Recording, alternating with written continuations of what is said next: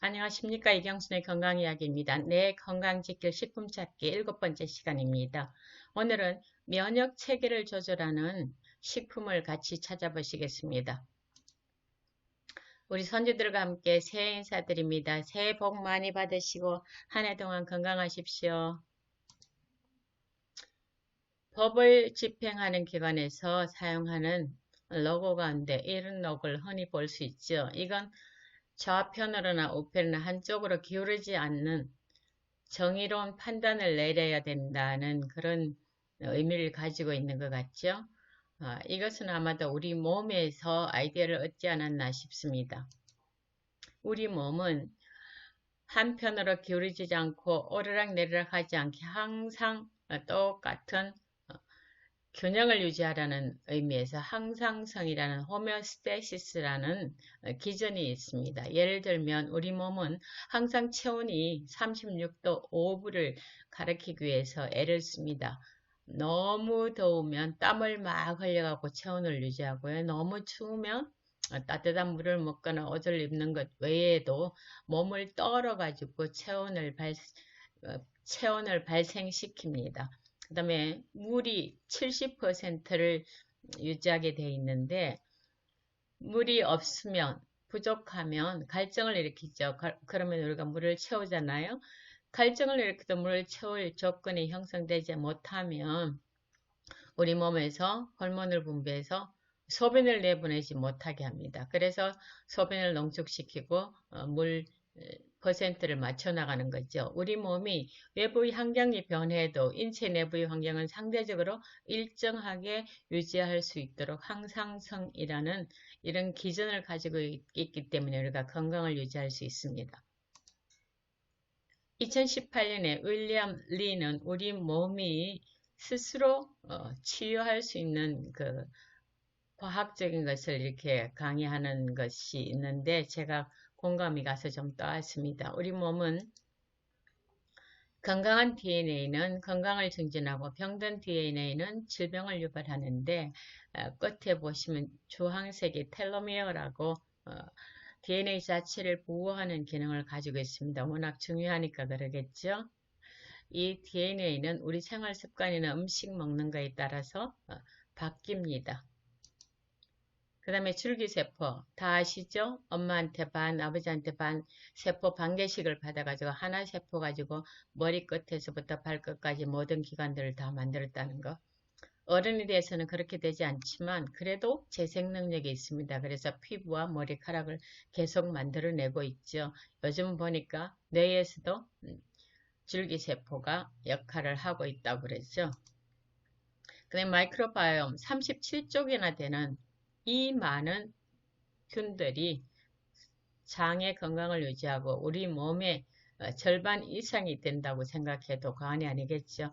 그래서 균과 숙주가 정말 긴밀한 관계를 유지하고 있다. 그래서 요즘은 마이크로바이온트라는 새로운 용어들도 만들어졌습니다.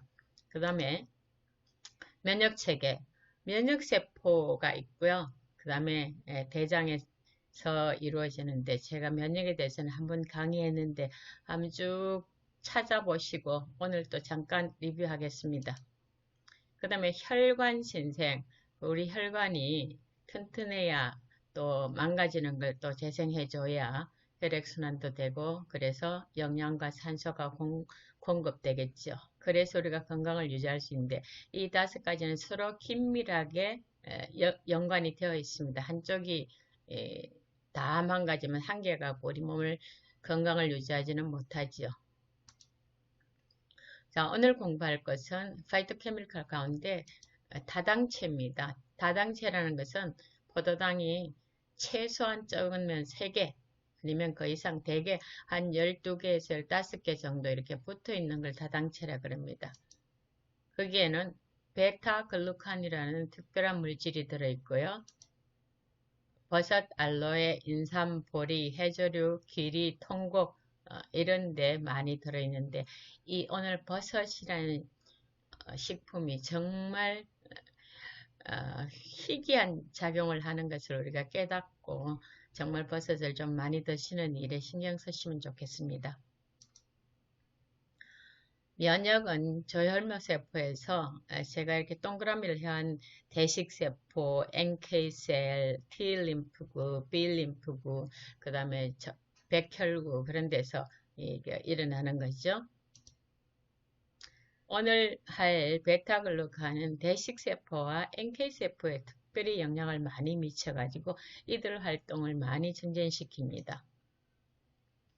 면역 체계를 잠깐 다시 살펴보시면 박테리아나 바이러스나 화학물질이나 노폐물이 외부에서 들어오고 안에서 생기면 이렇게 많은 T림프구, 대식세포, NK셀, 백혈구, B림프구 같은 세포들이 정신을 바짝 차리기 시작합니다. 그러면 T림프구가 뭐야?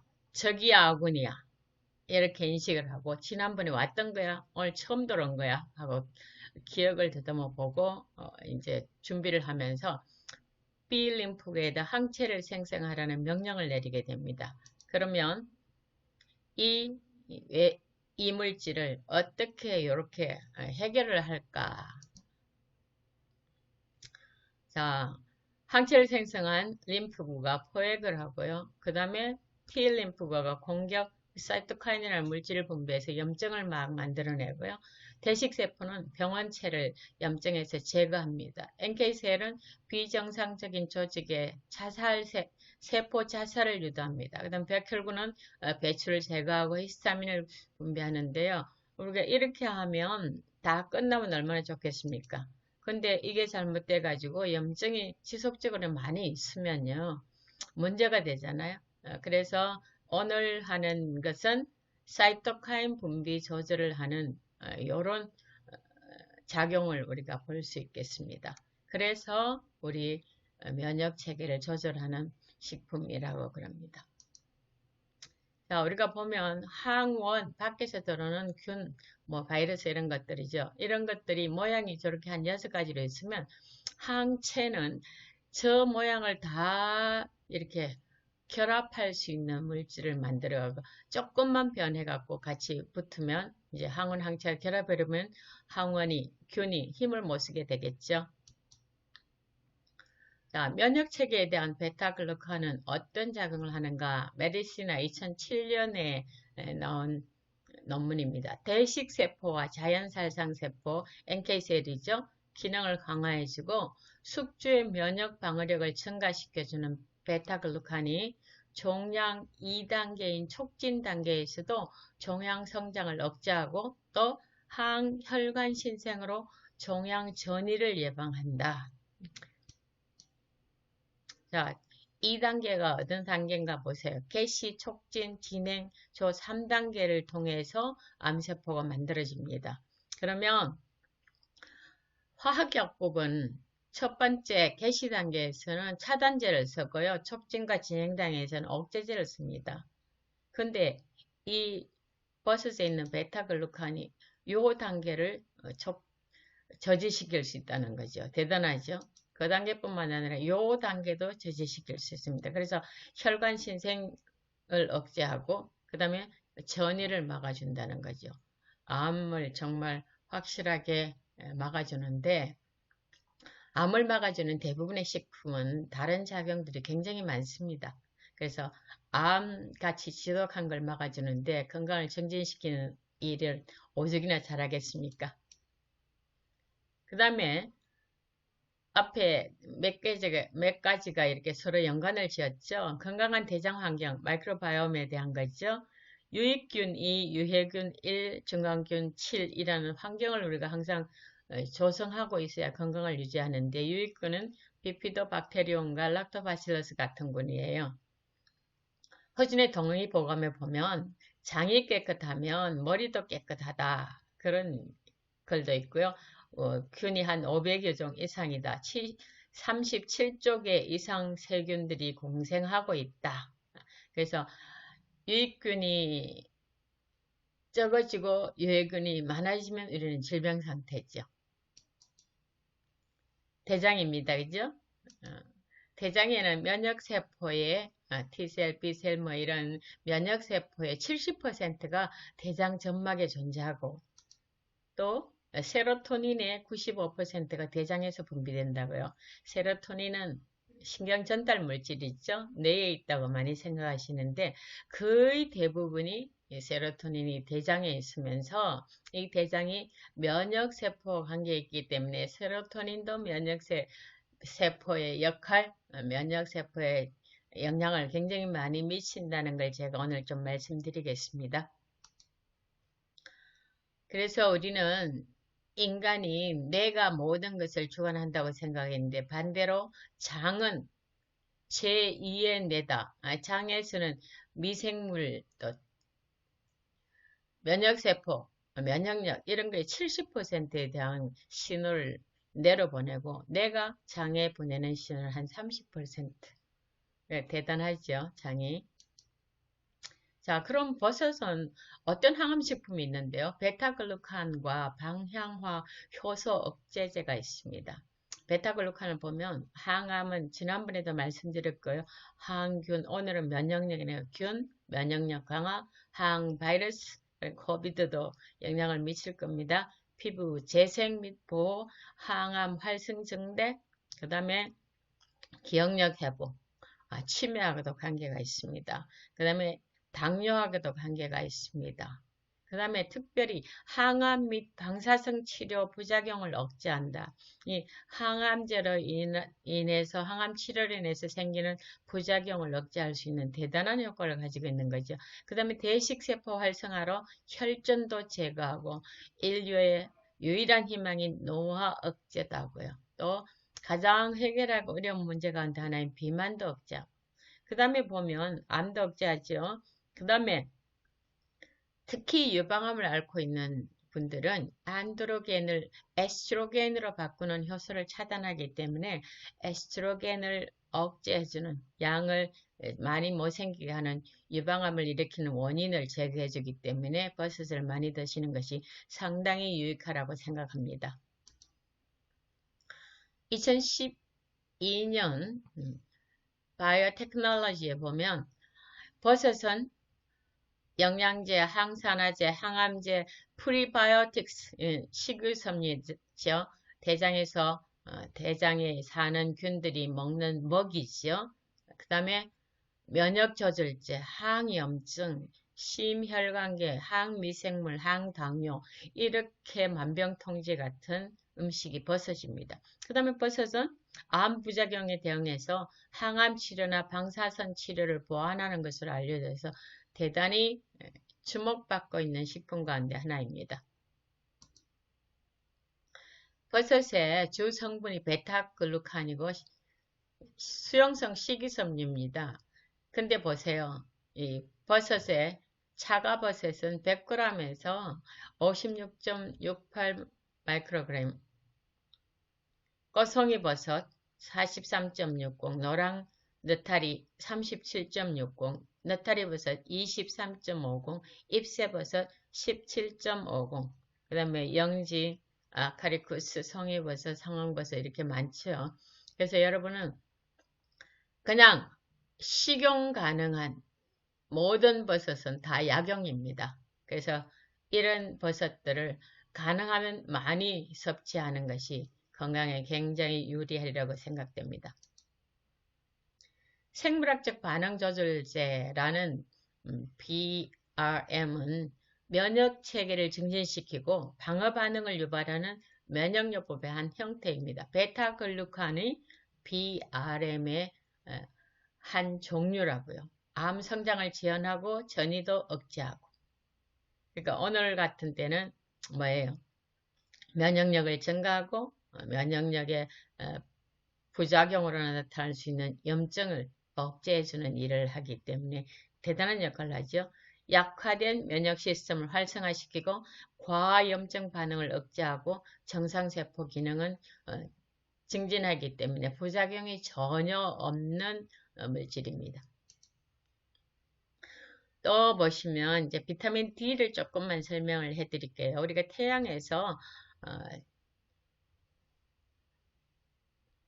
자외선 B에서 우리가 뭘 만드는가 하면 비타민 D를 만들죠. 피부에 있는 콜레스테롤을 활용해서 비타민 D3를 만드는데 식이로 우리가 비타민 D를 섭취할 가능성은 5%밖에 안 되고요. 대개 95%가 피부입니다.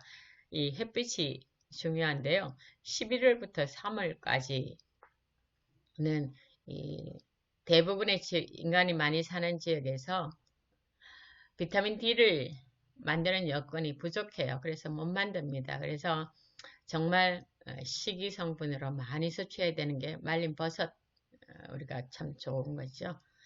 자, 여기에서 보면 면역체계하고 비타민 D가 관계가 있기 때문에 제가 말씀드렸고요. 우리가 피에서 검사를 하면 비타민 D가 얼마다 하는 것이 뭐예요? 요 25 OHD를 하이드록실 D를 말합니다. 그 다음에 요 25 OH2D 이게 활성 비타민 D죠. 우리가 사용하는 거요. 근데 이 활성을 비활성화시키는 물질이 있는데 이게 뭐예요? 액상과당입니다. 옥수수 시럽. 우리가 음식 사 먹으면 대부분의 음식에서 액상과당이 있습니다. 액상과당이 체내 흡수 속도가 굉장히 빠르기 때문에 문제가 되고요. 그 다음에 단백질과 엉기기 때문에 문제가 됩니다. 뭐 아이들이 좋아하는 콜라, 캔커피, 아이스크림, 케첩, 잼, 사탕 이런 가공식품들에 많이 들어있는데 이게 혈액내 염증을 유발하고 당뇨, 심내, 혈관 질환, 비만, 지방간 이런 걸 다 일으키기 때문에 문제죠. 문제는 과일에 있는 것은 뭐가 있기 때문에 식이섬유가 같이 있기 때문에 급속하게 흡수하는 것을 억제시킵니다. 그래서 우리가 자연식품을 먹으라는 거죠. 혈당이 높을수록 심근경색, 뇌졸중 굉장히 위험한 병들이잖아요. 그래서 액상과당 많이 섭취하는 거 조심하시고 비타민 D가 많이 형성될 수 있는 음식들을 좀 섭취하는 것이 필요한 때가 겨울이죠. 비타민 D는 특별히 핵수용체, 그 다음에 스트레이트 호르몬 수용체하고 슈퍼 패밀리다. 크게 보면 같은 유에 들어갈 수 있다는 게 그게 뭐냐면 호르몬이에요. 비타민 D가. 비타민이라고 부르지만 호르몬이기 때문에 이 세포 안에 들어가서 핵까지 영향을 미치니까 우리가 참 중요하게 생각하고 좀 정신을 차리셔서 섭취하는 것, 만드는 것 하는 게 중요할 것 같죠? 자, 베타글루칸이 그럼 면역을 조절한다는데 어떻게 면역을 조절하는가 그걸 좀 알아보셔야죠. 양방향 면역 조절 작용이 있다. 베타글루칸이 특별히 NK셀, 자연살상세포와 대식세포, 균을 잡아먹는 세포, 그 다음에 잘못된 세포들 죽어라 명령 내리는 세포죠. 그래서 면역력, 자연 면역력을 높여주고 정상세포의 활동을 증진시켜주지만 염증은 억제시키는 것 때문에 면역력이 양방향이다. 자, 양방향으로 면역력을 조절하는 독특한 특성이 있는 것이 베타글루칸이라고요. 병원균과 암을 막기 위해서 면역세포를 감시하고 강화하는 일을 하고요. 그 다음에 또한 자가면역질환, 염증이 많이 생기면 자가면역질환이 많이 생기지요. 자가면역질환은 천식이나 또 어떤 게 있습니까? 로마티스성 관절염 같은, 건선 같은 그런 질병들이 일어나는 거죠. 만성적인 부상을 입지 않게 하기 위해서 우리 세포들이 만성적으로 해서 부상을 입지 않게 하기 위해서 염증을 줄이는 작업. 면역력은 올려주고 염증은 감소시키는 일을 하는 이 조절 작용을 하기 때문에 형평성이라는 이야기도 하고 면역력 조절이라는 말도 따라 붙을 수 있습니다. 자, 2020년에 조용하게 드러난 제1위의 식품인 버섯은 면역력과 에너지를 증진시키고 내장과 뇌 건강을 증진시키고 암 성장을 방지하고 LDL 콜레스테롤 생성을 억제하는 기능적인 식품으로 선전되고 있다. 정말 많은 효능을 가진 식품이죠. 플로리다 대학교에서 식품과학과 인간영양학부의 한 연구는 표고버섯을 매일 먹는 것이 현재에 이용 가능한 어떤 제약 약품에서도 찾을 수 없는 방식으로 면역력을 향상시킨다는 것을 발견했다. 버섯이 이만큼 면역력을 향상시킬 뿐만 아니라 우리가 자가 면역 질환을 일으킬 위험이 있는 면역력 결과로 나타나는 염증, 과다 염증, 사이토카인 스톰이라 그러죠. 그걸 예방하는 일도 하고 있기 때문에 버섯은 정말 정말 좋은 식품입니다. 특별히 면역력을 조절할 수 있는 식품으로서 버섯을 따라갈 수 있는 아무런 식품과 약품도 없다는 것을 명심하시면 여러분 건강 이루는데 굉장히 유익을 크게 받으시리라고 생각합니다. 여러분 버섯 전골 많이 해 드시면 되겠습니다. 버섯 가루를 내 갖고 음식 하는데 뭐예요? 넣어 가지고 먹는 거 같이 조미료로 사용하셔도 굉장히 좋을 것 같습니다. 새해 첫 번째 강의 정말 많이 실천하셔서 여러분 톡톡한 건강 챙기시기 바랍니다. 감사합니다.